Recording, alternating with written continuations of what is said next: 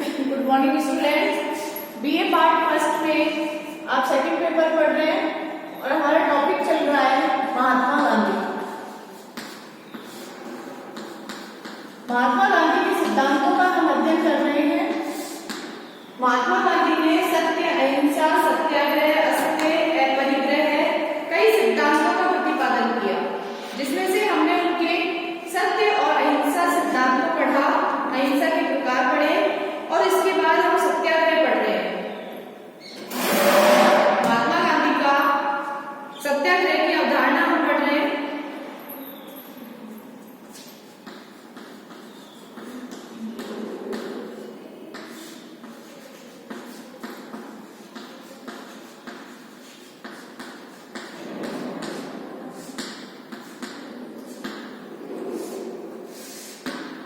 सत्याग्रह सत्य के प्रति आग्रह। गांधी जी ने जो सत्याग्रह का सिद्धांत दिया है वो सत्य के प्रति आग्रह का सिद्धांत है कि एक सत्याग्रही जो होता है, कोई व्यक्ति अपने आप को कष्ट पहुंचा करके, अपने मन को कष्ट पहुंचा करके, लेकिन अपने विरोधी को कोई दुख नहीं पहुंचाता, वही सत्याग्रही कहलाता है। गांधी जी के अनुसार जो सत्याग्रही है वो वह होता है जो स्वयं कष्ट सहता है, स्वयं दुख सहता है, लेकिन अपने विरोधी को कोई कष्ट नहीं होने देता है। तो हमने सत्याग्रह की परिभाषा पढ़ी कि अपने विरोधियों को दुखी बनाने की बजाय, अपने विरोधियों को दुखी बनाने की बजाय स्वयं अपने ऊपर दुख डालकर सत्य की विजय प्राप्त करना ही सत्याग्रह है। और सत्याग्रह जो है वो सत्य की विजय हेतु किया जाने वाला आध्यात्मिक और नैतिक संघर्ष का नाम है। एक आध्यात्मिक और नैतिक संघर्ष है सत्याग्रह। हमने निष्क्रिय प्रतिरोध और सत्याग्रह में अंतर पढ़ लिया। अब हम पढ़ेंगे सत्याग्रही के गुण। गांधी जी ने सत्याग्रही के कौन कौन से गुण बताए हैं?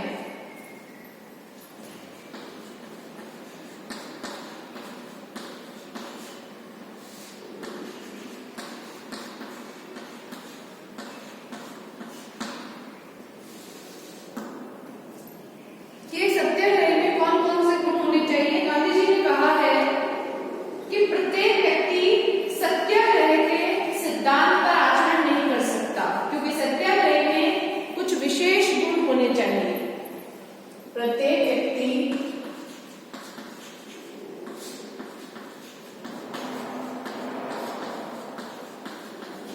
सत्याग्रही के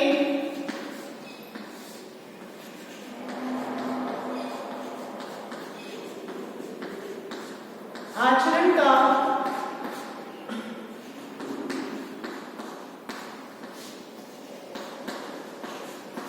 पालन नहीं कर सकता। प्रत्येक व्यक्ति जो है वो सत्याग्रह के आचरण का पालन नहीं कर सकता है, क्योंकि सत्याग्रह में कुछ विशेष गुण होने चाहिए।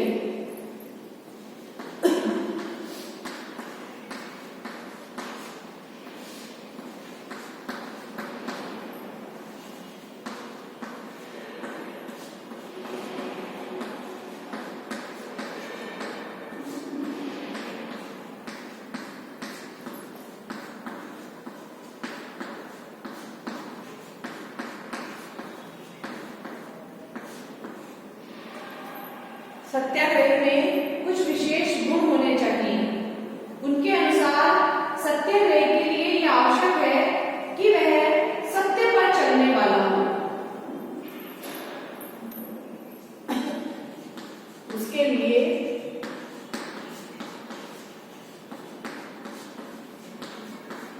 आवश्यक है कि वह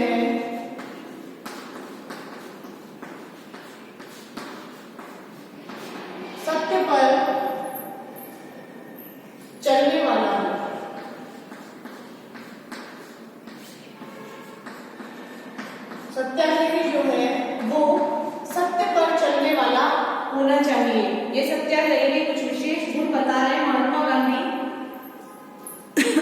इसके अलावा अनुशासन में रहने का अभ्यस्त होना चाहिए।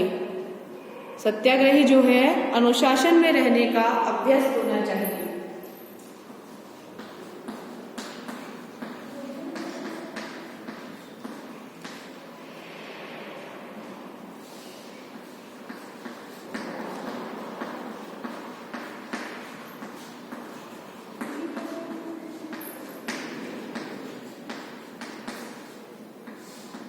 अनुशासन में रहने का अभ्यस्त तो कि उसे आदत होनी चाहिए कि वो अनुशासन में अपना जीवन यापन करे।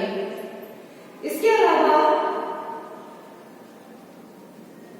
मनसा वाचा और कर्मणा अहिंसा में विश्वास रखने वाला हो।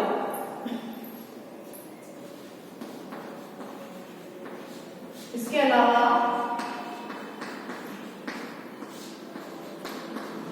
मनसा वाचा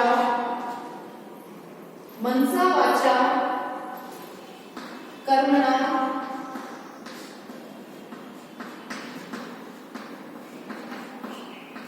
अहिंसा में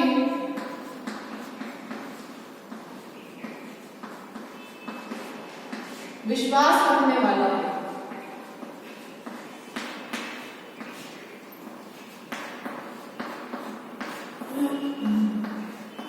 मन से, वचन से यानी बोली से और कर्म यानी कर्मों से वो अहिंसक होना चाहिए। सत्याग्रही जो है वो मन से, अपने कर्मों से और अपने बोलने से वो अहिंसक होनी चाहिए। मन से यानी किसी के बारे में उसे बुरा नहीं सोचना चाहिए, क्योंकि गांधी जी ने कहा है कि अगर कोई व्यक्ति किसी दूसरे व्यक्ति अपने विरोधी के बारे में यदि बुरा सोच भी लेता है, यदि मन से वो ऐसा सोचता भी है तो वो हिंसा करता है, क्योंकि हिंसा मन से भी हो सकती है। वाचा यानी वचनों से, बोलने से, अगर आप किसी को बुरा बोल रहे हो तो भी आप उसके लिए हिंसा कर रहे हो। और कर्मणा यानी कर्मों से, यानी कि आप उसको फिजिकली या शारीरिक रूप से अगर कोई कष्ट पहुंचा रहे हैं तो आप हिंसा कर रहे हैं। तो गांधी जी ने कहा है कि मनसा वाचा कर्मणा जो अहिंसा में विश्वास रखने वाला है वही सत्याग्रही हो सकता है। सत्याग्रही जो है वो कभी भी अपने उद्देश्यों की प्राप्ति के लिए छल, झूठ, कपट, हिंसा का सहारा नहीं लेता। सत्याग्रही कभी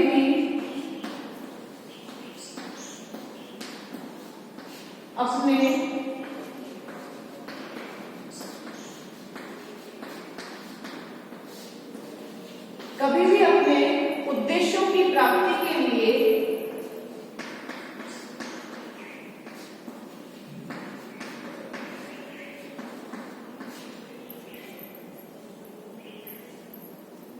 छल,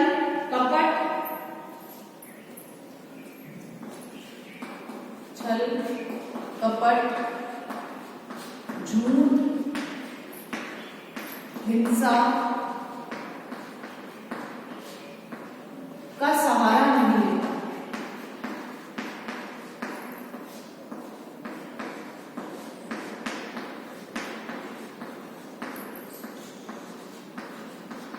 सत्याग्रही कभी भी अपने उद्देश्यों को प्राप्त करने के लिए अनैतिक साधनों को उपयोग में नहीं लेता है।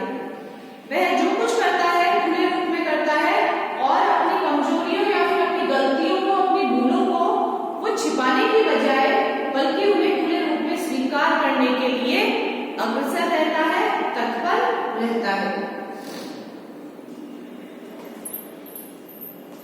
वह जो कुछ करता है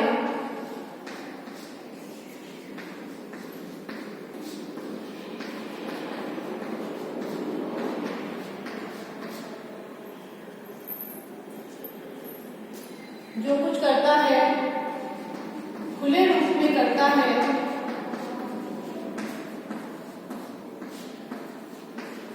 क्योंकि खुले रूप में करता है और अपनी कमजोरियों,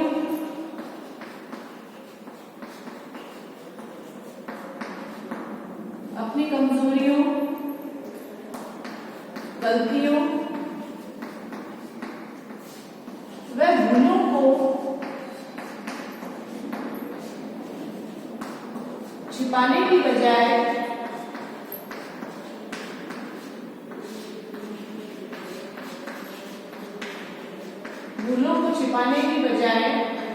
उन्हें स्वीकार करने के लिए तत्पर रहता है। उन्हें स्वीकार करने के लिए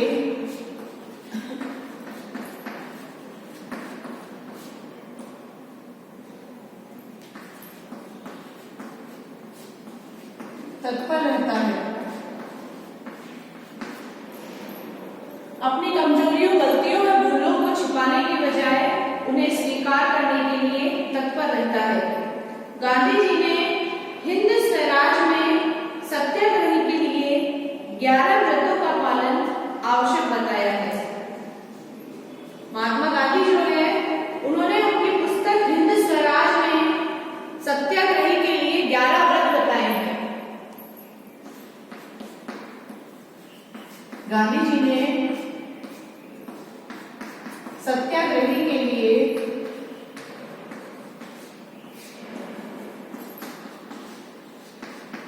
अपनी पुस्तक हिंद स्वराज में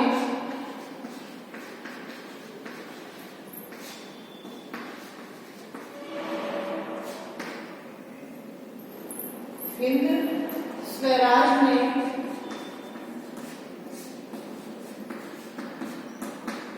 11 व्रतों का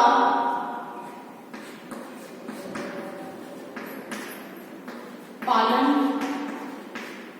आवश्यक बताया है।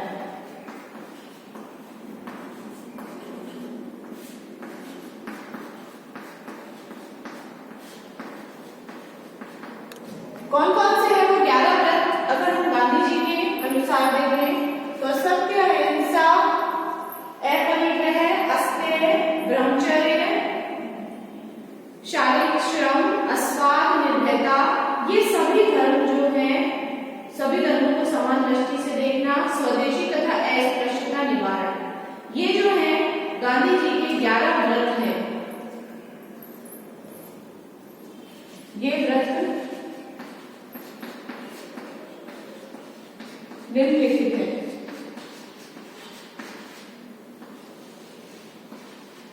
अगर इन व्रतों को हम देखें तो सत्य, अहिंसा, अस्तेय, अपरिग्रह,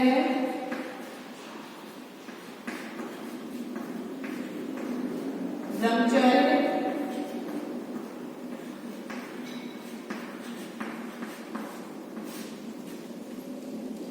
अस्वाद, यानी इंद्रियों में जीभ के वशीभूत नहीं होना, तरह तरह के व्यंजनों का स्वाद नहीं चखना, अस्वाद। इसके बाद अस्पृश्यता निवारण,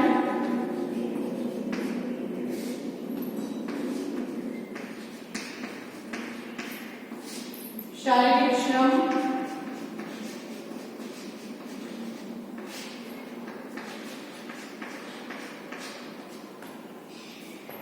शारीरिक श्रम, सभी धर्मों का समान आदर,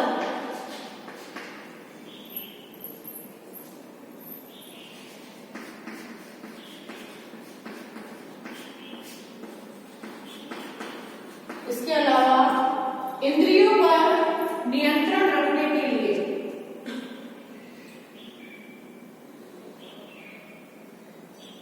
स्वदेशी, निर्भयता,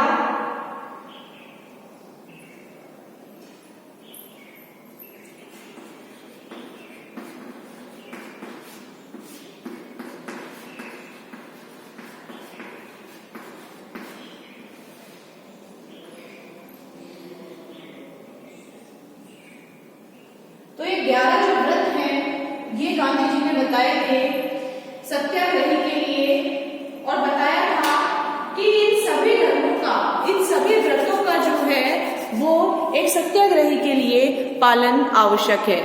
सत्याग्रही यदि इन सारे व्रतों का पालन करता है तो वो गांधी जी के बताए हुए आदर्शों पर चलता है।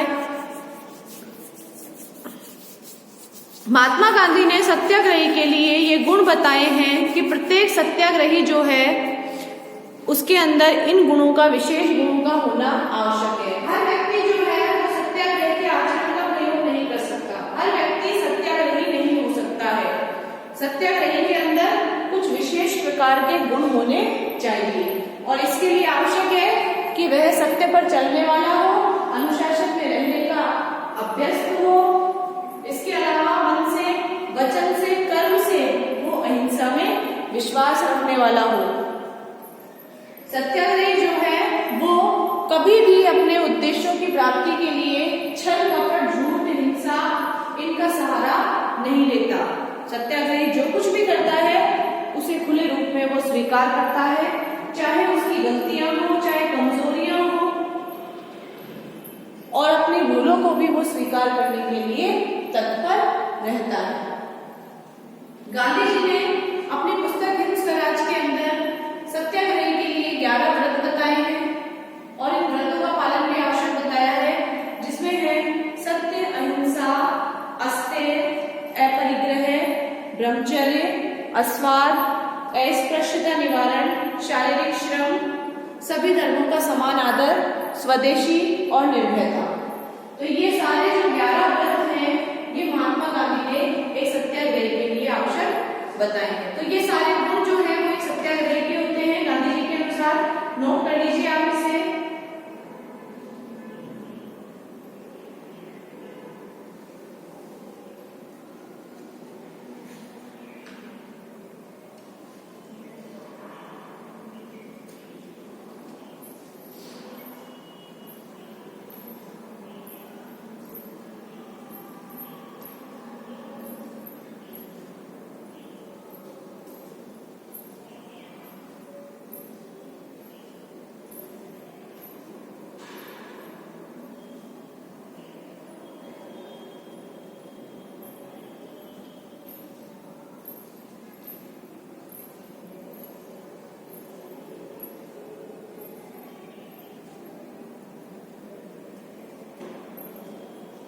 इसके बाद में है आपके सत्याग्रह के विभिन्न रूप कि किस तरह से व्यक्ति सत्याग्रह कर सकता है, तो उसके लिए भी गांधी जी ने उसके विभिन्न रूप बताए हैं।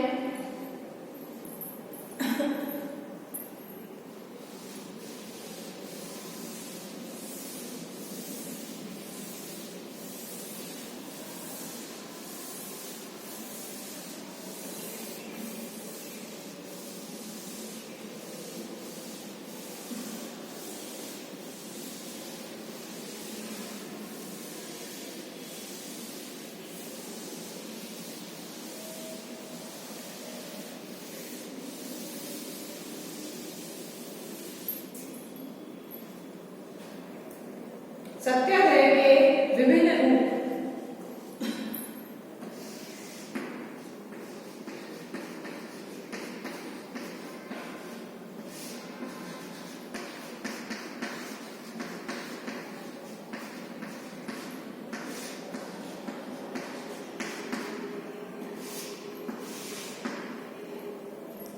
सत्याग्रह के गांधी जी के अनुसार जो सत्याग्रह है वो शस्त्र विभिन्न परिस्थितियों में अलग अलग रूप में ग्रहण कर सकता है।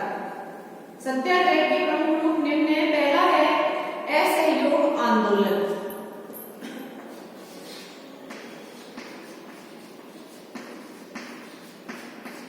असहयोग आंदोलन,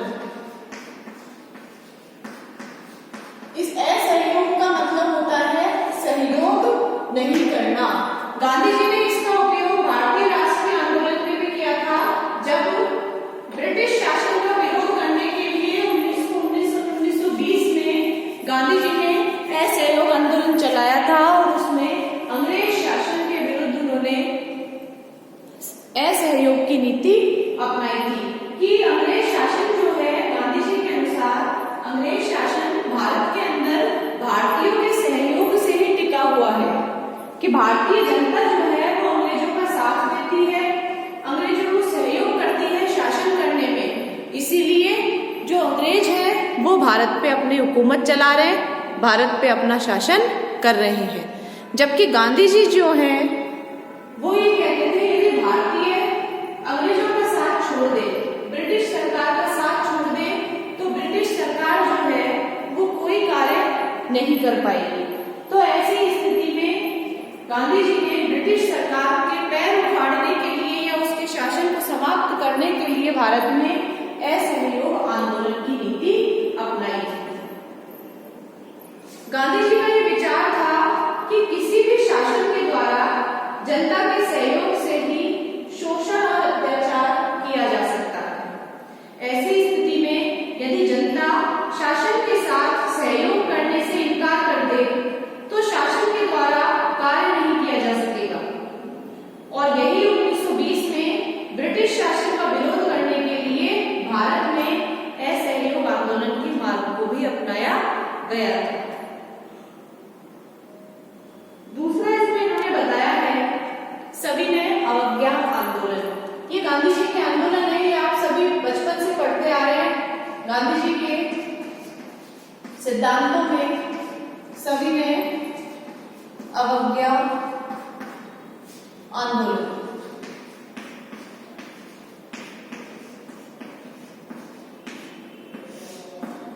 ये जो सविनय अवज्ञा आंदोलन है इसका मतलब होता है सविनय किसी कार्य करने के लिए मना कर देना। चाहे कोई भी कानून बनाया जाए ब्रिटिश शासन के द्वारा, किसी भी नीति का निर्माण किया जाए ब्रिटिश शासन के द्वारा, उसकी सविनय रूप से अवज्ञा कर देनी है भारतीयों को। तो ये सविनय अवज्ञा आंदोलन जो है गांधी जी ने 1930 में शुरू किया था। ये भी अंग्रेजों के खिलाफ उन्होंने इस आंदोलन का काम में लिया था। सत्याग्रह का असहयोग से अधिक प्रभावपूर्ण रूप जो है वो सविनय अवज्ञा आंदोलन है। गांधी जी इसे पूर्ण प्रभावदायक और सैनिक विद्रोह का रक्तहीन विकल्प कहते थे। सविनय अवज्ञा का तात्पर्य होता है अहिंसक और विनयपूर्ण तरीके से कानून की अवज्ञा करना। कानूनों की यह अवज्ञा जो है वो हिंसक रूप ना ग्रहण कर ले, इसलिए उनका विचार था कि सविनय अवज्ञा का प्रयोग जो है वो जनसाधारण के द्वारा नहीं होना चाहिए, बल्कि कुछ गिने चुने लोगों के द्वारा ही होना चाहिए। और किन कानूनों का उल्लंघन किया जाएगा ये बात भी सत्याग्रहियों द्वारा नहीं वरन नेता के द्वारा ही निश्चित होना चाहिए। जैसे कि नमक आंदोलन जो 1931 में महात्मा गांधी ने चलाया था, वो इसी शस्त्र प्रयोग, उसमें उन्होंने इसी शस्त्र का प्रयोग किया था सविनय अवज्ञा का, क्योंकि अंग्रेजों ने कानून बना दिया था कि कोई भारतीय नमक नहीं बनाएगा। नमक के ऊपर कर बढ़ा दिया था, टैक्स बढ़ा दिया था। तो महात्मा गांधी ने दांडी जाकर के 1931 में अपने सहयोगियों के साथ दांडी मार्च किया और दांडी जाकर के उन्होंने नमक का निर्माण किया था।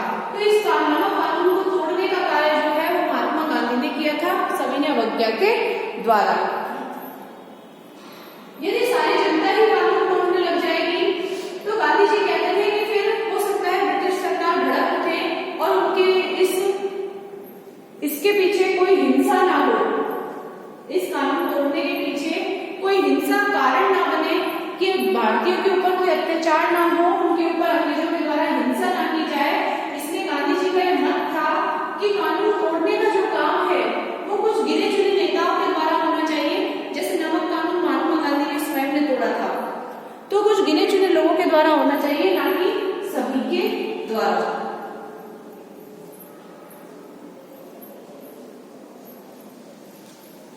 तीसरा जो महात्मा गांधी ने बताया था वो है हिजरत या प्रव्रजन।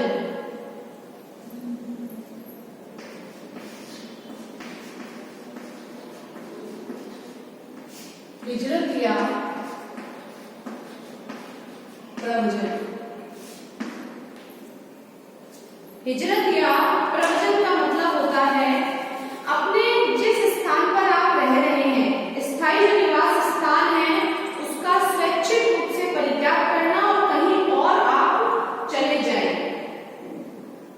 हिजरत का मतलब होता है स्थायी निवास स्थान का स्वैच्छिक परित्याग। इसका तात्पर्य है स्थायी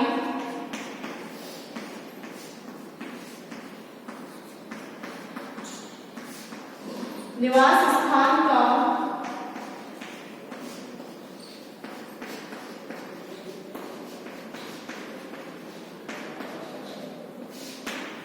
स्वैच्छिक परित्याग करना।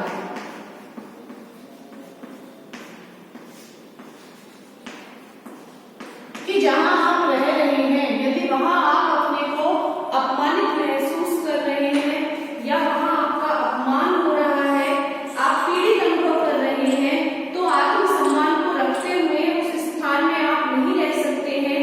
तो अपनी रक्षा के लिए हिंसक शक्ति भी आप नहीं यूज में कर सकते हैं, काम में नहीं ले रहे हैं, तो उसके द्वारा हिजरत का प्रयोग किया जाता है। जो व्यक्ति अपने आप को पीड़ित महसूस करता है, अपने आत्मसम्मान की रक्षा नहीं कर पा रहा है, जो अपने मर्जी से रह नहीं पा रहा है, जहां पर उसका निरंतर अपमान हो रहा है, तो ऐसे व्यक्ति के द्वारा हिजरत या प्रव्रजन का उपयोग किया जाता है। और इसका मतलब होता है अपने स्थायी निवास स्थान जहां पर भी वो रह रहा है, वहां से उसका परित्याग कर देना, उसे छोड़ करके कहीं और चले जाना। सन 1918 में बारडोली और सन 1939 में 1939 में विट्ठलगढ़ में और लिम्बड़ी में जो वहां की जनता है, उनके द्वारा गांधी जी के द्वारा हिजरत का सुझाव दिया गया। वहां की जनता को, बारडोली की जनता को, विट्ठलगढ़ की जनता को महात्मा गांधी के द्वारा इस हिजरत या प्रव्रजन का सुझाव दिया गया कि वे यहाँ पर छोड़ करके कहीं और चले जाएं, यदि यहाँ पर वो अपने सम्मान की रक्षा या अपनी रक्षा नहीं कर पा रहे। चौथा है इसमें अनशन। और अनशन का मतलब आप सभी जानते हैं, भूख हड़ताल।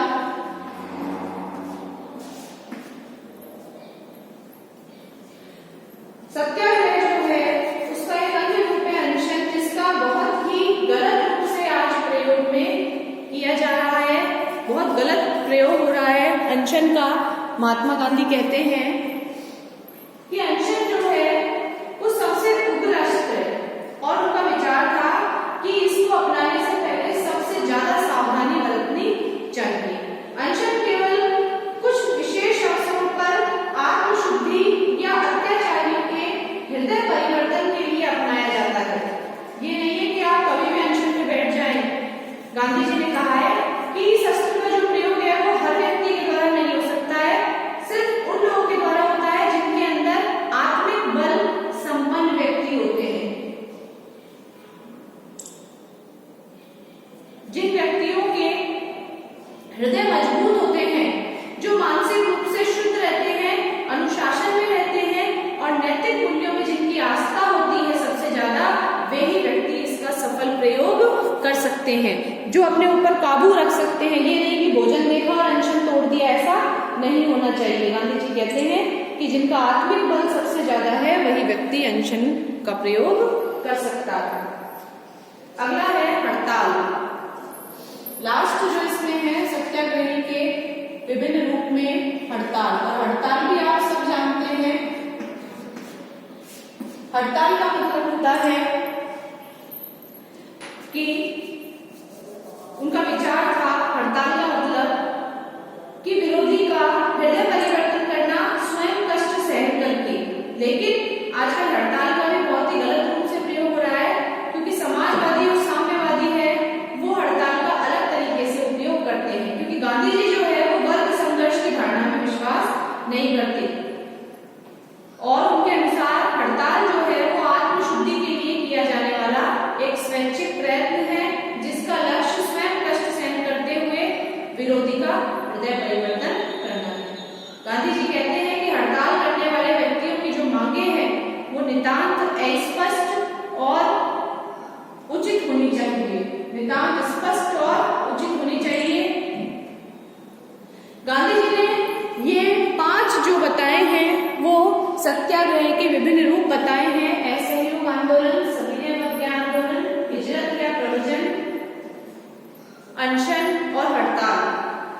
और गांधी जी के द्वारा न केवल आंतरिक क्षेत्र में, न केवल देश में, बल्कि विदेशी आक्रमण की स्थिति में भी इस सत्याग्रह का सुझाव दिया गया। हिटलर ने जब इंग्लैंड पर आक्रमण किया तो उन्होंने इंग्लैंड को भी यही परामर्श दिया था। इन परिस्थितियों में सत्याग्रह किस सीमा तक सफल हो सकता है, इस संबंध में अन्य विचारकों का उनसे काफी मतभेद था कि आपके गेट पे सेना खड़ी है आपसे युद्ध करने के लिए और आप हड़ताल पर बैठ जाएं, आप अनशन पर बैठ जाएं और सामने वाला आक्रमणकारी कितना क्रूर है ये हम पता नहीं हो कि वो बैठे हुए कोई मार के आगे निकल जाए। तो अन्य जो विचारक है, जो आलोचक है, उनसे गांधी जी के काफी मतभेद रहे हैं इन सत्याग्रह के रूपों के ऊपर। नोट कर लीजिए आप इसे।